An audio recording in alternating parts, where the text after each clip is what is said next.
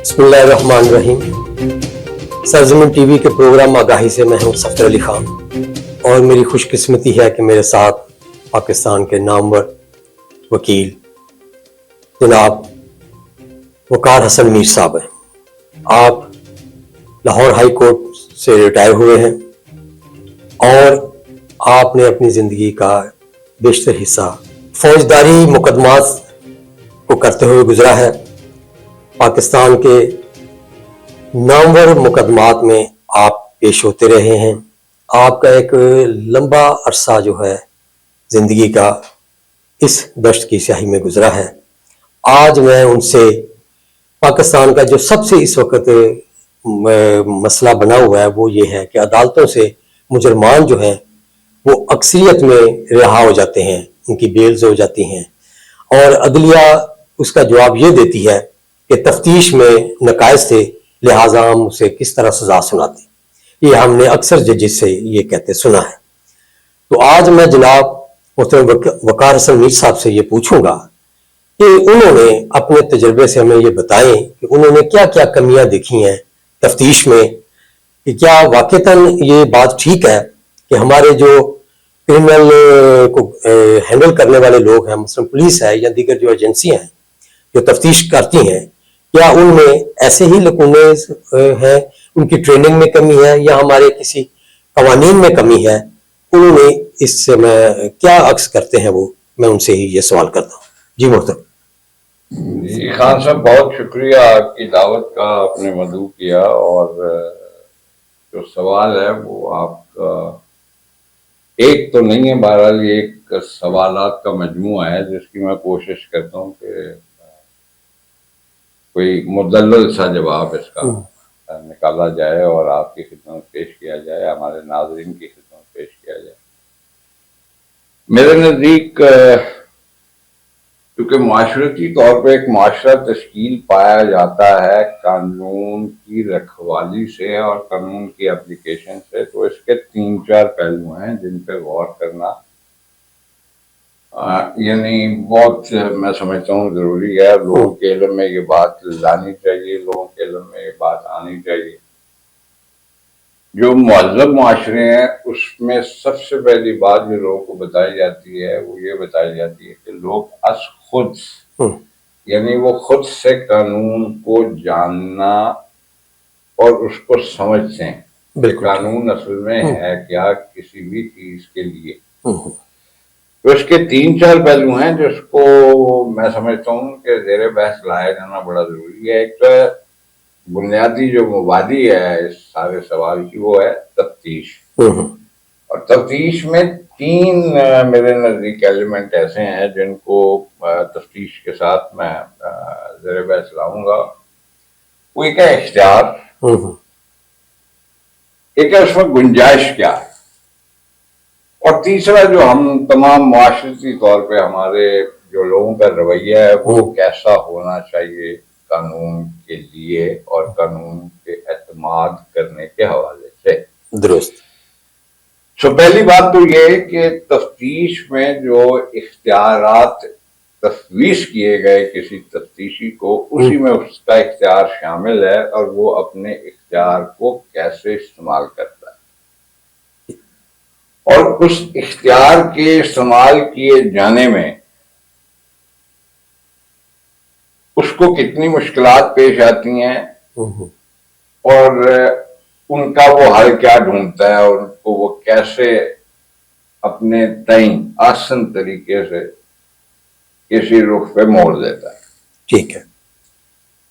اور تیسرا جو اس میں ایلیمنٹ یا عنصر شامل ہے اس کو گنجائش کہا جا سکتا ہے، کہ اگر وہ تفتیش جو ہے وہ قابل اعتراض ہو اور اس میں کچھ سکم موجود ہوں تو ان میں گنجائش پیدا کی گئی یا ادخود ہو، یہ بیسک اس میں یہ بیسک۔ اور جو میں زیادہ جس پہ ایمفسائز کروں گا، میں جس پہ میں زور دوں گا، وہ ہے لوگوں کا رویہ۔ لوگوں کے رویے کو اب ہم نیچے سے اوپر کی طرف چلتے ہیں. جب لوگوں کے رویے کو دیکھا جائے تو جو سب سے پہلے تھانے میں جاتا ہے یقیناً مدعی کیس ہوتے ہیں, اور وہ تفتیش کے حوالے سے کسی بھی تفتیشی کے علم میں جو سب سے پہلی بات لائی جاتی ہے وہ مدعی پارٹی ہی لے کے آتی ہے. بالکل ٹھیک. اب مدعی پارٹی کا جو رویہ ہے وہ اس وقت جذبات کی وجہ سے, اس وقت اپنے نقصان کی وجہ سے, اور اپنی زندگی میں ایک ٹرن اور موڑ آ جانے کی وجہ سے وہ یہ سمجھتا ہے کہ میں وقوع کو بڑا کر دوں اور اس میں جان ڈال دوں. حالانکہ یہ تمام کی تمام بات جو ہے وہ قابل غور ہے اور قابل تردید بھی ہے. آرٹیفیشل اس میں چیزیں آ گئی نا, اس نے خود ساختہ اس نے بنا لی. جی, مصنوعی جو معاملات ہیں وہ جب خود ساختہ شامل کرتے ہیں تو اس سے نقصان ہوتا ہے. بالکل ٹھیک. اور وہ نقصان یہ ہے کہ جو تفتیش کرنے والا ہے جب وہ اس کی تفتیش کرتا ہے تو مدعی جو ہے وہ اس کی نالش لے کے اس کے بڑے افسر کے پاس, پھر اس سے بڑے افسر کے پاس, تو وہ بیچارہ مجبور ہو جاتا ہے. اب ان اصحاب کا رویہ بھی اپنے جونیئرز کے ساتھ ایسا ہی رہا ہے کوئی 70-75 سال سے. پھر وہ اس میں گنجائش پیدا کی جاتی. جب اس میں گنجائش پیدا کی جاتی ہے تو اس میں اختیار کا استعمال آ جائے گا. جب اختیار کا استعمال آ جائے گا تو وہ الٹیمیٹلی ایک تفتیش جو ہے وہ کرتاس پہ آ جائے گی اور وہ ایک تفتیش کہلائے گی. اور جب وہ کسی عدالت کے سامنے جائے گی تو عدالتی معیار جو ہے وہ صرف اور صرف قانون شہادت. بالکل درست. قانون شہادت کو آپ علم الکلام کی ایک کیفیت یا ایک چھوٹی سطح پہ اس کو آپ کہہ سکتے ہیں کہ یہ واقعاتی طور پہ جو منظر کشی کی جاتی ہے وہ بیان کیا جانا جو ہے وہ ایک شہادت. تو وہ عدالت نے جو قانون میں جو کسوٹی اور جو معیار اور جانچ اور پڑتال رکھی ہوئی ہے اس پہ لوگوں کے رویے کی وجہ سے, بعض اوقات عدالت کی لازمی کی وجہ سے, اس میں جو تفتیشی صاحبان ہیں یہ گنجائش پیدا کرتے ہیں, یہ اپنے اختیار کا غلط استعمال ہو جاتا ہے وہاں پہ. اس پہ پھر تفتیش جو ہے وہ افیکٹ ہوتی ہے, اثر انداز ہوتی ہے. جب وہ اثر انداز ہو گئی ہوتی ہے اس کے بعد وہ عدالت کے سامنے پیش کی جاتی ہے, اور عدالت کے سامنے جب یہ پیش کی جاتی ہے تو عدالت کو کوئی چارہ نہیں ہے کہ اس تفتیش پہ ریلائی کرے, اعتماد کرے, اور جتنا بھی ایک ریلیف جو بنتا ہے کسی ایک فریق کا وہ اس کو دے مجبور ہوگی وہ. جی دے. تو جی ایک اس سلسلے میں جو بڑا واضح میں ایک یہاں پہ چاہتا ہوں کہ لوگوں کے علم میں آئے وہ میں عرض کیے دیتا ہوں کہ غالباً 1992 میں امریکہ میں ایک کیس ہوا تھا, او جے سمپسن کیس. جی بڑا مشہور کیس ہے. یہ بہت مشہور کیس ہے اور یہ امریکہ کی تاریخ میں طویل ترین ایک کرمنل ٹرائل تھا. اچھا. جس میں یہ کلپیبل ہومسائیڈ اماؤنٹنگ ٹو مرڈر, یعنی وہ جو او جے سمپسن ہے وہ اپنی بیوی کا قتل کیا جانا بیان کیا جاتا ہے, اور اس میں چشمدید شہادت نہیں ہے. تو لوگوں کے علم میں یہ بات لانی چاہتا ہوں کہ جس وقت ہم محو گفتگو ہیں اس وقت امریکہ میں یا یورپ کے کچھ ممالک میں سب سے زیادہ اپ ڈیٹ فورینزک جو ہے وہ امریکہ میں اور کچھ یورپین ممالک میں ہے. تو جب چشمدید شہادت جو ہے وہ فورینزک کے ذریعے بھی پروو نہیں کی جا سکتی تو پھر جو تفتیش کا معیار ہے وہ کس لیول کا ہونا چاہیے؟ بہت ہی اچھا ہونا چاہیے.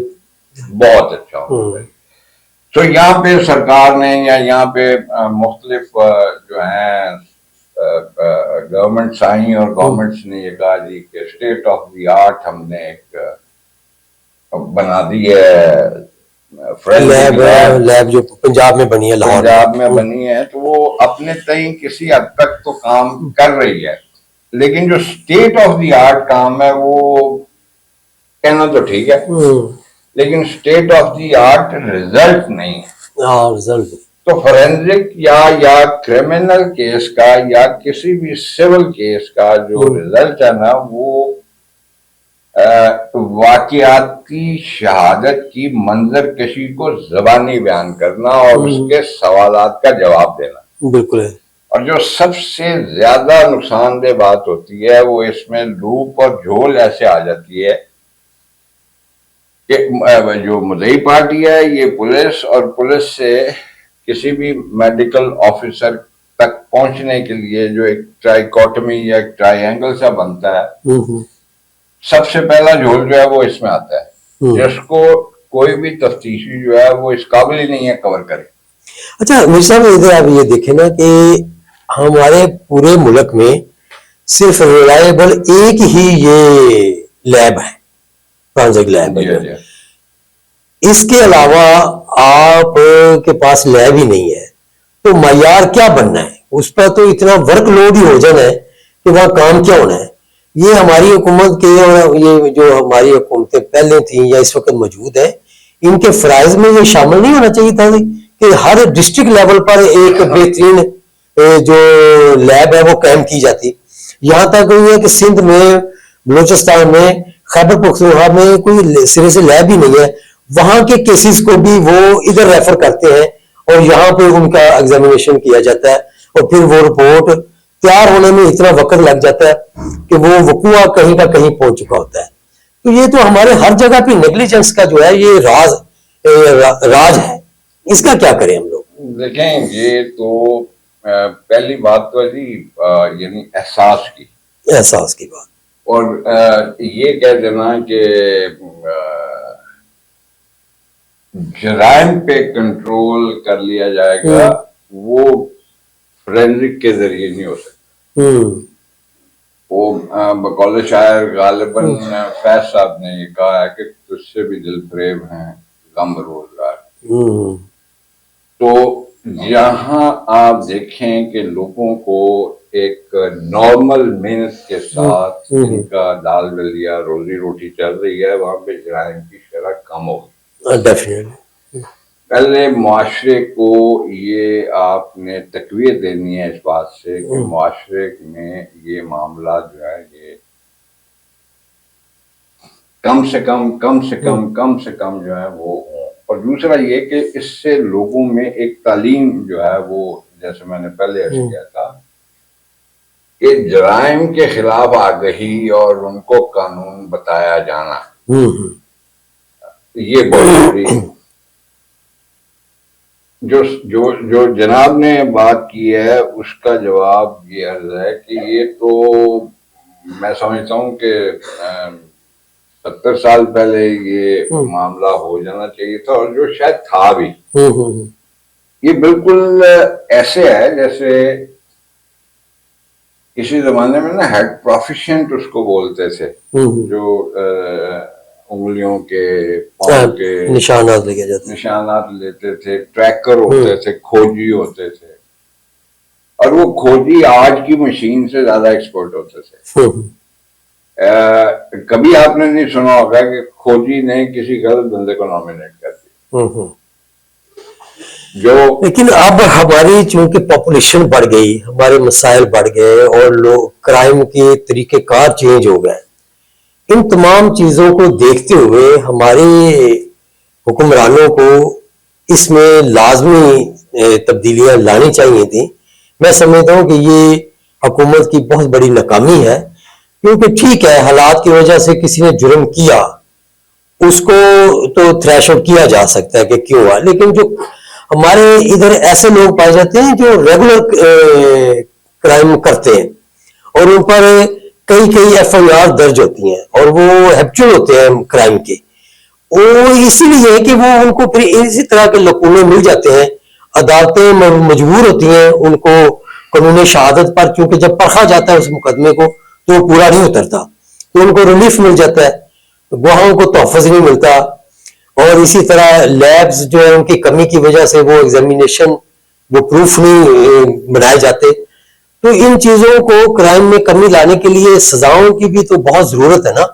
کسی بھی معاشرے کو قائم رکھنے کے لیے سزا اور جزا کا کنسپٹ تو اول دن سے قائم ہے اور اس کو قائم رہنا چاہیے. لیکن میں سمجھتا ہوں کہ پاکستان میں یہ دن بدن یہ اپروچ کمزور ہوئی ہے کہ جرم کرو اور جرم کی سزا نہ پاؤ، جس وجہ سے لوگوں کو مزید کرائم کا حوصلہ مل رہا ہے. میں سمجھتا ہوں جی کہ جو پہلی بات ہے نا وہ اس کو تاریخی طور پہ میں سمجھتا ہوں دیکھنا چاہیے. حمورابی جو ہیں یہ سیدنا ابراہیم علیہ السلام جو ہیں ان کے ہم تھے، اور حمورابی کا قانون ایک بڑا مشہور مقولہ ہے. تو اس میں سب سے پہلا جو تھا وہ بادشاہ کے خلاف بغاوت، پھر قتل، پھر اڈلٹری اور پھر چوری، سرقہ جس کو بولتے ہیں. یہ 4 قوانین جو ہیں یہ غالباً 4000 سال کا یہ عرصہ یا وقفہ بنتا ہے جس سے یہ اب تک چلے آ رہے ہیں. تو جو سزا ہے وہ سزا اب بھی میں سمجھتا ہوں مناسب ہے، لیکن جو شہادت دی جا رہی ہے، جو انویسٹیگیشن کی جا رہی ہے، اس پہ جب تک بیس نہیں بنے گی اس وقت تک معاملات آگے چلیں گے نہیں. جو آپ نے جدیدیت کی بات کی، تو اس میں آپ سے تھوڑا سا اتفاق کرتا ہوں کہ اگر ایک آدمی جو ہے وہ آپ دیکھیں کہ وہ سائبر کرائم کر رہا ہے، تو جب تک میرے آئیو کو سائبر کرائم کا نہیں پتا ہوگا تو وہ انویسٹیگیشن کیا. تو اس لیے اس بات کو اگر ذہن میں رکھیں کہ کمپیوٹر فراڈ میں، بینک فراڈ میں، فائنینس فراڈ میں ہم دنیا سے غالباً 50-100 سال پیچھے ہیں. درست فرمایا آپ نے. تو جس کے لیے ساری ایکسرسائز کرنی اور بار بار اپنے آپ کو جو ہے وہ اپ ڈیٹ رکھنا بہت زیادہ ضروری ہے. میر صاحب آپ کی باتیں بہت ریلیونٹ ہیں اور ایک ایسا ٹاپک ہے جس پہ ایک لمبی بحث و تمیز کی ضرورت ہے، لیکن وقت کی کمی کے باعث میں آج آپ سے اجازت چاہوں گا اور انشاءاللہ کسی اگلی نشست میں اس پر مزید ہم گفتگو کریں گے. اس کے ساتھ اجازت دیجیے. اللہ حافظ. جی بہت شکریہ. اللہ حافظ.